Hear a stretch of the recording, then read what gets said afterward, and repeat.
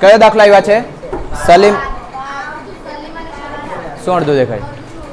Board આટલે સુધી દેખાય? હા તો વાંધો નહીં, મોડું ને શું કરે. ચાલો, સલીમ અને સબાના દાખલો નંબર 12. ચાલો ફોન મૂકો. કડે બધાએ મટીરિયલ લીટી પાડી જ રાખવાની તમારે ઘેરેથી. અહીંયા આવીને પાડ્યા કરે અમુક વિદ્યાર્થીનીઓ. નામ નહીં લેવા વિકીસા. ચાલો, સલીમ અને સબાનાની ભાગીદારી પેઢીના કાચા સરવૈયા અને હવાલાઓ પરથી ભાગીદારી પેઢીના વાર્ષિક હિસાબો તૈયાર કરો. હવે તમારા મટીરિયલમાં ઉપર એક લીટી દેખાતી છે, હવાલાઓ નાખ્યા પછી વાળું, તે છેકી દેજો. તે ઉપરના પેલીનું હતું, મતલબ બીજા દાખલાનું છે. પડે ખબર?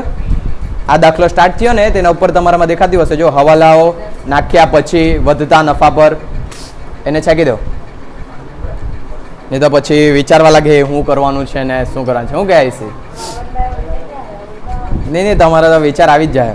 ચાલો, હવે જ્યારે બી તમે વાર્ષિક હિસાબનો દાખલો સ્ટાર્ટ કરે, બે વસ્તુ પહેલા ચેક કરવાની, કોઈ નફો આપેલો છે કે નહીં અને ચાલુ ખાતાની બાકી આપેલી છે કે નહીં. જો સેકન્ડ નંબર પર ચાલુ ખાતે એવું કદી સબાના અને સલીમ બંનેનું આપેલું છે ચાલુ ખાતું દેખાય, એના કારણે તમારે ચાલુ ખાતું બી બનાવવા પડે. બીજું જો કોઈ જગ્યા નફો દેખાતો છે, વેપાર ખાતે ચોખ્ખો નફો, કાચો નફો કે નફા નુકસાન ખાતે એવું કંઈ છે નથી. પાછળ બી છે હા દાખલો થોડોક આપેલું છે. કઈ બાજુ? નીચેથી ત્રીજું આપેલું છે વેપાર ખાતું. જો ચાલો, વેપાર ખાતું આપી દીધેલું છે પહેલાથી જ, એટલે વેપાર ખાતું બનાવવાનું નથી. પણ નીચે જો કોઈ એને લગતો હવાલો આપેલો હોય તો સુધારેલું વેપાર ખાતું બનાવવા પડે. પહેલો હવાલો, સલીમ ₹4000ની બ્રિજ.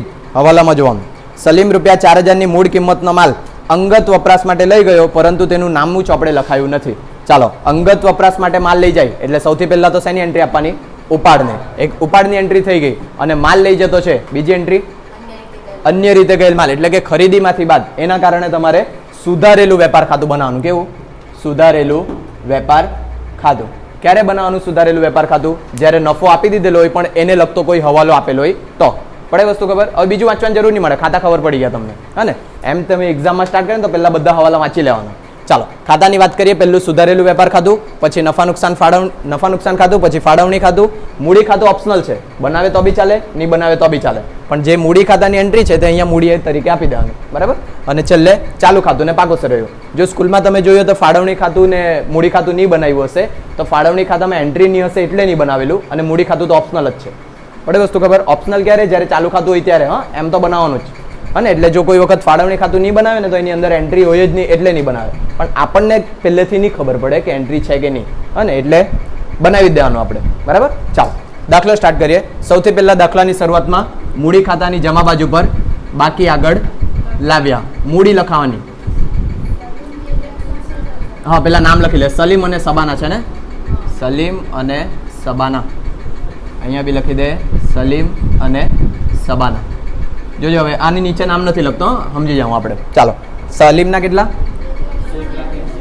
180. અને સબાના? સબાનાના 1,20,000. ચાલો, તારીખમાં શરૂઆતની તારીખ 1/4/16. 16 જ છે ને? હવે બીજું ધ્યાન રાખજો, અત્યારે તમે બધા દાખલામાં મયુરી 1/4/16 ને 1/4/17 ને એવું જ આવ્યા કરતું છે, 31/3/17. પણ જ્યારે એક્ઝામમાં પૂછાય ને ત્યારે 23/24/16 પૂછાય, એટલે આ ટેવ નહીં પાડી મૂકતા, તેમાં તારીખ જોઈને લખજો. હા ને? ચાલો, મૂડી લખાઈ જાય પછી તરત શું લખવાનું? ઉપાડ. પણ હવે ઉપાડ મૂડી ખાતાની ઉધાર બાજુ લખવાની જગ્યાએ શેમાં લખવાનું? ચાલુ ખાતાની ઉધાર બાજુ. ચાલુ ખાતામાં કોઈ એન્ટ્રી આપવા પહેલા તમારે ચાલુ ખાતાની બાકી લખી દેવાની, બરાબર. ચાલુ ખાતાની બાકી જો સલીમની કઈ બાજુ છે? જમા બાજુ કે ઉધાર બાજુ? જમા બાજુ. અને સબાનાનું ઉધાર બાજુ. એટલે ટૂંકમાં બંને બાજુ છે તો બંને બાજુ પહેલા આપણે લખી દે બાકી આગળ લાવ્યા. એક બાજુ બી હોઈ શકે, બંને બાજુ બી હોઈ શકે. શરૂઆતની તારીખ લખવાની 1/4/16, બાકી આગળ લાવ્યા. ચાલો, હવે પહેલા એક જણનું લખાવો. પહેલું કોણ નામ છે? સબાના. સબાનાના કઈ બાજુ?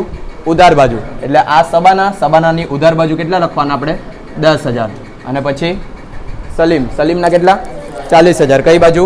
જમા બાજુ. આ સલીમના ખાનામાં લખવાના 40,000 જમા બાજુ. ચાલો આગળ. અહીંયા બી નામ લખી દે તો ગુચવાડો થાય. સલીમ અને સબાના. ચાલો, હવે મૂડી લખાઈ ગઈ, ચાલુ ખાતાની બાકી લખાઈ ગઈ. શું લખવાનું બાકી હજુ? ઉપાડ તમારે ઉધાર બાજુ લખવાનું. ચાલ જલ્દી, મોડી આવ્યા કરે તે.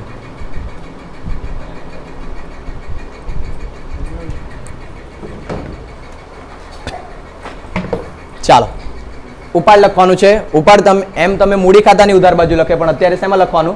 ચાલુ ખાતાની ઉધાર બાજુ. ઉપાડ ખાતે કેટલા કે નથી આપેલા? નહીં આપેલા. પાછળ બી જોઈ લો વ્યવસ્થિત. ઉપાડ મળે જ નહીં. ચાલો, નહીં મળે તો નહીં લખીએ, બીજું શું. જો ભૂલથી લખાઈ ગયેલું હોય તો ડેશ કરી દેવાનું. હા, તે તો હવાલો છે, હવાલાની એન્ટ્રી પછી આપીએ. પડે વસ્તુ ખબર બધાને? જો તમારથી લખાઈ ગયેલું હોય, નહીં હોય તો ડેશ કરવાનું, પણ તમારે તમારા સ્ટેપમાં જ ચાલવાનું, નહીં તો ભૂલી જવાનું. પડે આટલી વસ્તુ ખબર? આટલું થઈ જાય પછી હવાલા પર. ચાલો, હવાલો નંબર 1. સલીમ ₹4000ની મૂળ કિંમતનો માલ અંગત વપરાશ માટે લઈ ગયો, પરંતુ તેનું નામું ચોપડે લખાયું નથી. કોઈ પણ ભાગીદાર અંગત વપરાશ માટે કૃણા લઈ જાય તો એ શું કહેવાય? ઉપાડ. શું કહેવાય? ખસની હાર. ઊભી રહેલો. જલ્દી નહીં અવાય. કેમ રોજ રોજ મોડું કર્યા કર?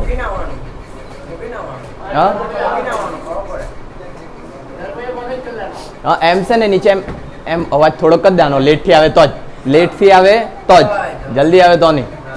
કેમ મોડું થાય રોજ? અંશ, ઓય અંશ થઈ હું જાય, દાખલો થોડોક સ્ટાર્ટ થઈ જાય. ચાલો કઈ નહીં. હવે સલીમ ₹4000ની મૂળ કિંમતનો અંગત વપરાશ માટે માલ લઈ ગયેલો છે. અંકિત, ફોન મૂકતો પેલા. દાખલો તો બીજા મટીરિયલમાં જ જો, બ્રિજ એને બતાવો. કઈ નહીં, આમાંથી બતાવો. ફોનમાં જ તમે જોઈ જ કાઢો. ફોટો પાડ્યો એ જગ્યા એને જાતો બ્રિજ બતાવતો. દોસ્તાર છે તા, ખસી જાય. ટાઈમ પાસ નહીં કરો, વિડીયો લાંબો થાય. ખસને હજુ એમ તદ્દન હારા પહેલા ધોરણમાં ભણતા દેવા ઢોર જેવા. ચાલો, 2 દાડ તું નહીં લાવે ત્યારે બતાવતો નહીં હોતો એ તને. રડી પડ્યા કરે તે. ચાલો, પેલું સલીમ ₹4000ની મૂળ કિંમતનો માલ અંગત વપરાશ માટે લઈ ગયો. જો કોઈ પણ ભાગીદાર અંગત વપરાશ માટે કઈ બી લઈ જાય તો એ શું કહેવાય? તમારું ઉપાડ. ઉપાડ કઈ બાજુ લખાય? ઉધાર બાજુ. કોણ લઈ ગયેલું છે? સલીમ કે સબાના? સલીમ. કેટલા રૂપિયાનો? 4000નો. એટલે અહીંયા લખીએ ઉપાડ ખાતે. હવે આમાં આખરની તારીખ લખવાની, કેમ કે જે હવાલાની એન્ટ્રી આપવાની છે તે બધી આખરની તારીખે જ આપવાની તમારે. બરાબર? ચાલો, આ 4000 રૂપિયાનો માલ લઈ ગયેલો છે. હવે માલ લઈ જાય એટલે અન્ય રીતે ગયેલ માલ કહેવાય ને. અન્ય રીતે ગયેલ માલ એટલે ખરીદીમાંથી બાદ કરવાનું. પણ અહીંયા ખરીદી નથી તો શું કરવાનું? 11મા ધોરણમાં ભણેલા છે તમે. પહેલા તો વેપાર ખાતે શોધી લો. કઈ બાજુ છે વેપાર ખાતે? 61800. કઈ બાજુ લખવાનું? જમા બાજુ. 61800 વેપાર ખાતે. ચાલો, હવે આગળ વધીએ. ઓય ઉપર અહીંયા જો ખરીદ ખાતું હોતે એટલે કે ખરીદી લખેલી હોતે તો એમાંથી તમે બાદ કરતે. પણ જો અહીંયા ખરીદી નથી તો બાદ કરવાની જગ્યા તમે એની એન્ટ્રી જમા બાજુ પણ આપી શકે. પડે વસ્તુ ખબર? તો બી તમારી સરખી જ એન્ટ્રી કહેવાય. એટલે એને જમા બાજુ. હા, બીજા હવાલામાં ખરીદી છે. Very good. મેં આજ તમને નેક્સ્ટ હવાલામાં કહેવાનો હતો કે જો કોઈ ખરીદી આપેલી હોય ને તો લખવાની, એ પછી નીચે જાતે ને ત્યારે સુધારીને લખવાનું હતું. પણ જો હવાલા પહેલેથી વાંચેલા હશે તો આવી રીતના એન્ટ્રી અપાશે. હા ને? ચાલો, કઈ નહીં. હવે ખબર પડી ગયેલી છે. મેં તમને જે કરાવવાનો હતો તે કરી લે. આજે ઉપાડ ખાતે લખ્યા 4000, અહીંયા તમે લખતે 4000 નોંધવાનો બાકી ઉપાડ. બરાબર? પછી તમે એના નીચેનો હવાલો જો તે ખરીદી વાળો, એટલે ખરીદી મળી જતે. તમે આ ભૂસીને ખરીદીમાંથી બી બાદ કરો તો બી ચાલે, અથવા તો આવી જ એન્ટ્રી રાખો તો બી ચાલે. બંને એન્ટ્રી સાચી જ કહેવાય. પડે ખબર? કોમર્સના દ્રષ્ટિએ નામા પદ્ધતિની, દ્વિનોંધી નામા પદ્ધતિ બેવડી અસર થાય. 11મા ધોરણમાં બધું ભણેલા ધ્રુમી. બેવડી એટલે પીને નાચે તેની. ચાલો, સેકન્ડ નંબરનો હવાલો જો.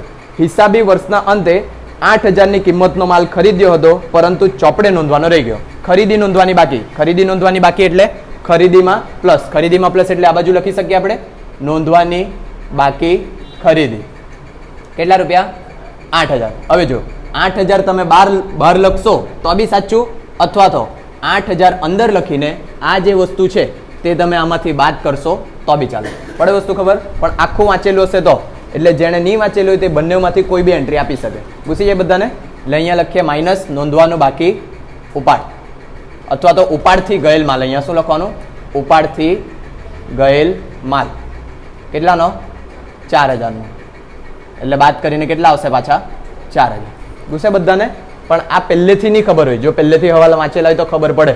હા ને? ચાલો, આ જે ખરીદી છે તેની બીજી એન્ટ્રી આપવાની. બીજી એન્ટ્રી શેમાં આપવાની? લેણદારોમાં. લેણદારો શોધો. કેટલાનો? 24000. 24000 હા, પ્લસ નોંધવાની બાકી ખરીદી. કેટલાની? 8000. કેટલા થશે? 32000. જોજો, આ 4000 તો અન્ય રીતે ગયેલ માલના છે, તે તો એન્ટ્રી આવી ગઈ અહીંયા. આપણે 8,000 ની બીજી એન્ટ્રી આપી છે. પડે? આગળ હવાલો નંબર 3, અગાઉથી ચૂકવેલ વીમા પ્રીમિયમ. ચાલો, અગાઉથી ચૂકવેલ વીમા પ્રીમિયમ, બે એન્ટ્રી. અગાઉ શબ્દ આવે તો પ્લસ કે માઇનસ? માઇનસ. અને અગાઉથી ચૂકવેલું એટલે લેણું કે દેવું? લેણું. લેણું હોય તો પહેલા ક્યાં લખી દે? મિલકત લેણામાં. અગાઉથી ચૂકવેલ વીમો કેટલાનો? 400. અને વીમા પ્રીમિયમ શું આપેલું હશે કોઈક જગ્યા? 2000. ક્યાં લખું? નફા નુકસાન ખાતાની 2000 વીમા પ્રીમિયમ. અગાઉથી એટલે માઇનસ, બરાબર? અગાઉથી ચૂકવેલ વીમો કેટલાનો? 400. બાદ કરીને 1600. ચાલો આગળ હવાલો નંબર 4, દેવાદારોમાંથી રૂપિયા 800 લેણું હવે વસૂલ થઈ શકે તેમ નથી. દેવાદારો પર 5% ગલખાતા. ચાલો, દેવાદારને લગતો હવાલો આવે તો પહેલા નીચે શું ચેક કરવાનું? વેચાણને લગતો હવાલો છે કે નહીં. પણ બે જ હવાલો બચ્યા છે ને, વેચાણનો દેખાતો નથી. તો હવે નમૂનો લખીએ. નમૂનો પહેલા પાકા સરવૈયાની મિલકત લેણા બાજુ સૌથી પહેલા દેવાદારો, બાદ ગલખાદ હવાલાની, બાદ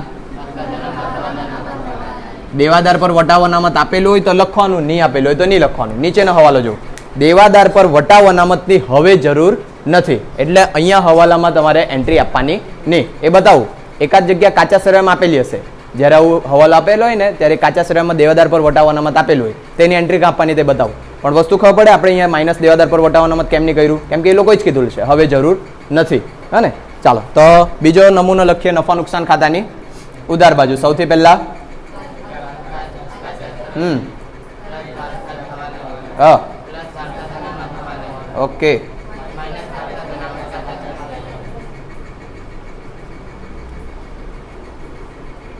ચાલો, હવે રકમ મૂકીએ. સૌથી પહેલા દેવાદારો 36,800 ગલખાદ હવાલામાં. હા, નામ નહીં આપેલું હોય પાછા એટલે ગભરાઈને ચૂર. દેવાદારોમાંથી 800 લેણું હવે વસૂલ થઈ શકે નહીં, તો એ 800 ગલખાદ કહેવાય તમારી. વસૂલ નહીં થઈ શકે એટલે ગલખાદ. આમાં તો ગરમી લાગ્યા કરે. એ જ તો પહેરી જ ને આવું બીજી વાર જો ને. ચાલો, ગલખાદ અનામત કેટલી? 5%. ચાલો, 5% કાઢવાના કેટલા આવશે? 1800. 1840 આવશે. કઈ છે 40 વાળી? બાદ કરો. 34,200. ચાલો, હવે આ બાજુ આવી જાવ નમૂનામાં. ગલખાદ કાચા સરવૈયા બે આપેલા છે તો કેવું નહીં, તો ગલખાદની કઈ કેટલી? 400. પછી મને જો આગે ગલખાદ હવાલામાં કેટલી? 800. ગલખાદ અનામત હવાલામાં 1800. 3 નું ટોટલ 3000 પૂરા, માઇનસ ગલખાદ અનામત કાચા શ્રેયમાં 2000. 12 કેટલા લખું? 1000. ચાલો, બહુ બધી એન્ટ્રી એક જ સાથે મળી ગઈ આપણને.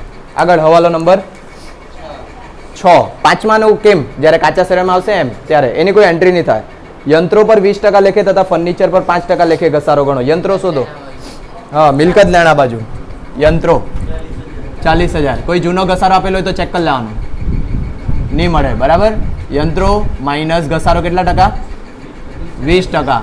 8,000 બાદ કરીને 32,000. ચાલો, ઘસારો નફા નુકસાન ખાતાની ઉધાર બાજુ ખર્ચ તરીકે 8,000 યંત્ર પર ઘસારો, ઘાસચારો નહીં.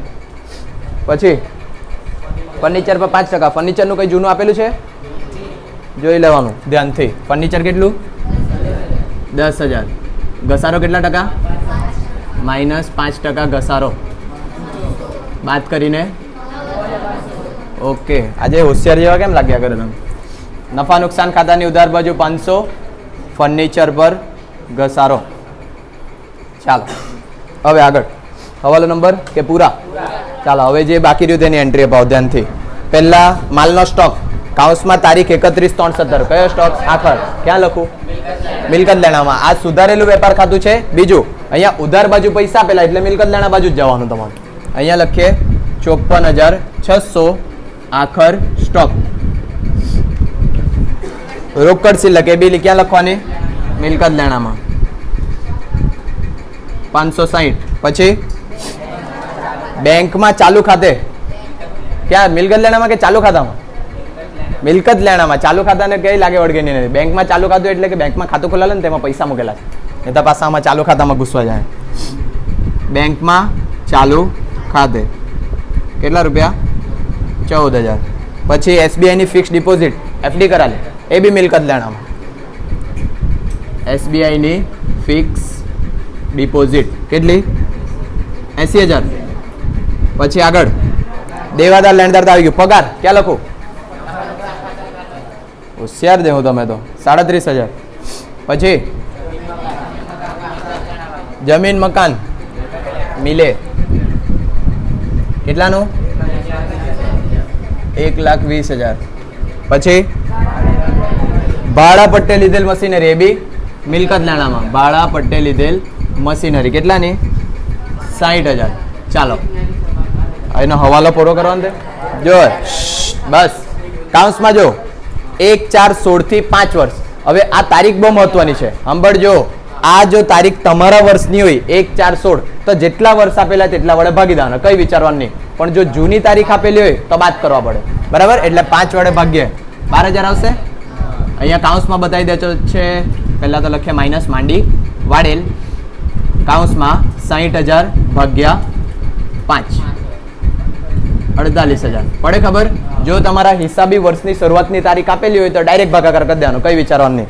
એની બીજી એન્ટ્રી નફા નુકસાન ખાતાની ઉધાર બાજુ માંડી વાડેલ બાળો પટ્ટો. ચાલો આગળ સ્ટેશનરી છપામણી ક્યાં લખું? નફા નુકસાન ખાતાની ઉધાર બાજુ કેટલા રૂપિયા? 1200. પછી એ બી ક્યાં લખું? હેલ્લો જ જેવો લાગતો છે 400 1200. પછી મુસાફરી ખર્ચ 800. પછી સબાની લોન ક્યાં લખું? ક્યાં લખું? એની વ્યાજ બી આપવા પડશે પાછું. કેટલા રૂપિયા છે લોન? 60,000.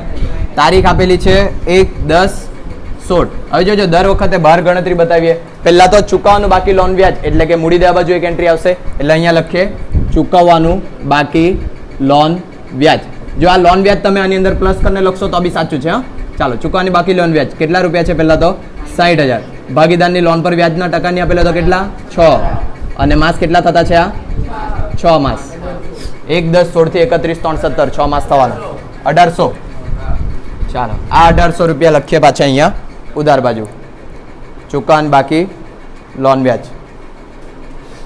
આગળ વટાવ અનામત. ચાલો મેં કીધું તમને કાચા સર્વેમાં કે જો એ લોકોએ ચોખ્ખું એમ કીધેલું હોય કે વટાવ અનામતની હવે જરૂર નથી, બરાબર? વટાવ અનામત એટલે ખબર પડે? અનામત એટલે ખબર પડે તમારા નફામાંથી થોડાક પૈસા સાઈડ પર રાખેલા હોય કોઈ ખરાબ કન્ડિશનમાં યુઝ લેવા માટે. જેમ કે તમારા પપ્પાની સેલેરી આવતી છે 10-15 હજાર રૂપિયા, તમારા પપ્પા થોડાક પૈસા સાઈડ પર રાખતા હશે, કદાચ ઘરમાં કોઈ માંદું પડી જાય અને કોઈના મેરેજ આવી જાય કે એવા કારણના લીધે પૈસા સાઈડ પર રાખે. ધારો કે તમારા પપ્પાએ એક ખાતું ખોલાવેલું છે, તેમાં એટલા પૈસા જમા કરાવ્યા કરે દર મહિને 2,000 2,000. એ પૈસા ખાલી તમારે કોઈ માંદું પડે તેમાં જ વાપરવાના, બરાબર? ખબર પડ્યા? તો એક રીતે એને અનામત કહી શકાય.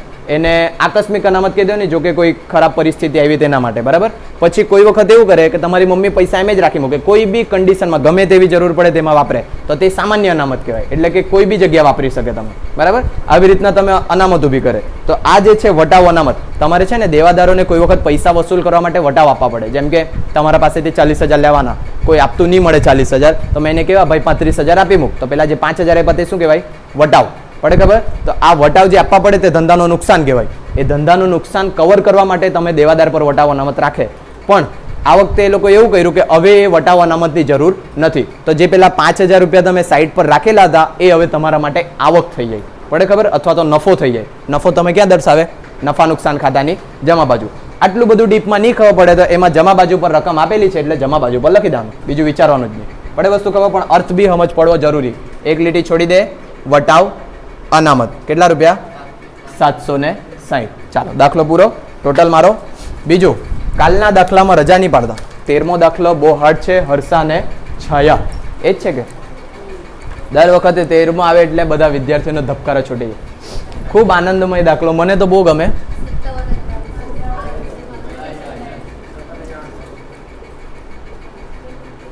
$57,800. આને શું કહેવાય? સુધારેલો કાચો નફો. શું કહેવાશે? સુધારેલો કાચો નફો. એ તમારે હવે લખવાનું કાઉન્સમાં નફા નુકસાન ખાતે લઈ ગયા ને એવું બધું. 57,800. જોજો આ બાજુ ખોટ આવતી છે કદાચ કીધું છે. પેલું ટોટલ માર દેવાની. પેલું 58,500. આ બાજુ વધારે કેટલા? આ બાજુ કેટલા? મેં મારું ગોવિંદા નહીં વાપરે કેલ્સી. 65,100. એટલે એટલા જ લખીએ અહીંયા 65,100. બાદ કરીને લાવો ચોખ્ખી ખોટ. બરાબર. ચાલો, એટલે કોઈ વખત પેન્સિલથી ટોટલ મારજો એટલે ખબર પડે કોઈ વખત નફો કે નુકસાન આવી શકે. હા ને? હા, બીજું એક વસ્તુ પેન્સિલથી લખજો એમ કે બીજું, જો તમારા દાખલામાં એવો એક હવાલો આપેલો હોય ને કે નુકસાન હોય તો પણ મૂડી પર વ્યાજ આપવું, તો 100% નુકસાન જ હશે એ દાખલામાં. હા ને? એટલે એવો હવાલો આપેલો હોય તો ખાસ ધ્યાન રાખવાનું. ચાલો, આ જમા બાજુ પર છે એટલે આપણે લખીએ ઉધાર બાજુ પર. આ કહેવાશે તમારો ચોખ્ખો નફો. તમારે લખવાનું. પછી એ ટોટલ મારવાનો 6,540. અહીંયા બી ટોટલ 6,540. બાદ કરીને બી 6,540. એ કહેવાય તમારો વેચણી પાત્ર નફો. કયા પ્રમાણમાં વેચવા કીધું? ખોટ. સોરી, વેચણી પાત્ર ખોટ કયા પ્રમાણમાં વેચવા કીધું છે? કાંઈ મારો તો દાખલો જ બીજો ખોલી ગયો. સલીમ અને સબાનાની ભાગીદારી પેઢીને કાચા શેરને નથી આપેલું તો સરખે હિસ્સે 1:1 ના પ્રમાણમાં વેચી આપો. 3270 અને 3270. હવે જે આ છે તે ક્યાં લઈ જવાનું? ચાલુ ખાતામાં. શું કહે? 6,500 એટલે હવારમાં તમે લોકો જો ને ગાંજો ફૂગીને આવ્યા કરે તે. હા, રાવલે થઈ જાય કોઈ વખત થોડુંક ઓછું લિમિટમાં રહી તો સારું પડે. નામ નહીં લેવા ધ્રુવી. ચાલો, હવે અહીંયા જો 1:1 કેમ વેચ્યું? નફા નુકસાનનું પ્રમાણ નહીં આપેલું હતું. બીજું, મૂડી ખાતું તમારે સ્થિર રાખવાનું છે એટલે આ એન્ટ્રી ક્યાં જવા જોઈએ? હવે ચાલુ ખાતામાં. એટલે અહીંયા લખીએ 3,270 વેચણી પાત્ર ખોટ. તારીખમાં આખરની તારીખ 31/3/17. હવે આનું બી ટોટલ ઉધાર બાજુ બી વધારે હોઈ શકે, જમા બાજુ બી વધારે હોઈ શકે, કઈ કહેવાય નહીં. પહેલી વાત તો જમા બાજુ છે જ નહીં. એટલે આ કેટલા? 13,270. એટલે અહીંયા બી લખીએ 13,270. તો બાકી આગળ લઈ ગયા બી કેટલા? 13,270. અને આમાં 40,000 ઉધાર બાજુ, સોરી જમા બાજુ વધારે છે એટલે લખીએ 40,000. એમાંથી આ બધી બાદ કરો.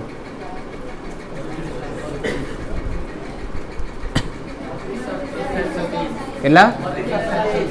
32,730. ચાલો, બોર્ડ પર જો આ મૂડી ખાતાનું ટોટલ મારવાનું, બાકી આગળ લઈ ગયા તેટલું જવાનું, તે તમારે મારી લેવાનું. બરાબર. એ જે પૈસા છે તે અહીંયા લખવાના. મૂડી ખાતા, બંનેનું નામ સલીમ અને સબાના. સલીમની જગ્યાએ સીલમ લખી મળ્યું. સલીમ ને સબાના 1,60,000 અને 1,20,000. ટોટલ મારીને 2,80,000. જો તમે મૂડી ખાતું નહીં બનાવે ડાયરેક્ટ બી પેલું લખી શકે. બરાબર. પણ પ્રવેશ નિવૃત્તિ માટે આ બનાવ્યું છે મેં. ચાલો, અને પછી આ બાકીની વાત કરીએ. બોર્ડ પર જો પહેલી વખત આવું આવ્યું છે. જો મૂડી ખાતું ઉધાર બાજુ ખૂટે તો તમે ક્યાં લખે? મૂડી દેવા બાજુ. બરાબર. તો તેવી જ રીતના જો ચાલુ ખાતું ઉધાર બાજુ ખૂટ્યું છે આ 32,730, તે ક્યાં લખવાના આપણે? મૂડી દેવા બાજુ. બરાબર. પડે આ વસ્તુ ખબર? કેવી રીતના યાદ રાખવાનું? મૂડી ખાતાથી યાદ રાખજો. બરાબર. આ 32,730 ખૂટ્યા કોના છે? સલીમના. એટલે અહીંયા લખવાનું સલીમના ચાલુ ખાતે. અને આ જે છે જમા બાજુ ખૂટ્યા તે લઈ જવાના તમારે મિલકત લેણા બાજુ. 13,270 સબાનાના ચાલુ ખાતે. પડે બધાને ખબર? મૂડી ખાતેથી યાદ રાખજો ને તો એન્ટ્રી આપતા ભૂલાઈ જવાય. ટોટલ મારો મહિલાઓ, સ્ત્રીઓ મૂડી દેવા, પુરુષો અને ડોબાઓ મિલકત લેણા. અરે સોરી, હોશિયાર ડોબાઓ. ચાલો ફટાફટ, બહુ પરસેવો થતો છે.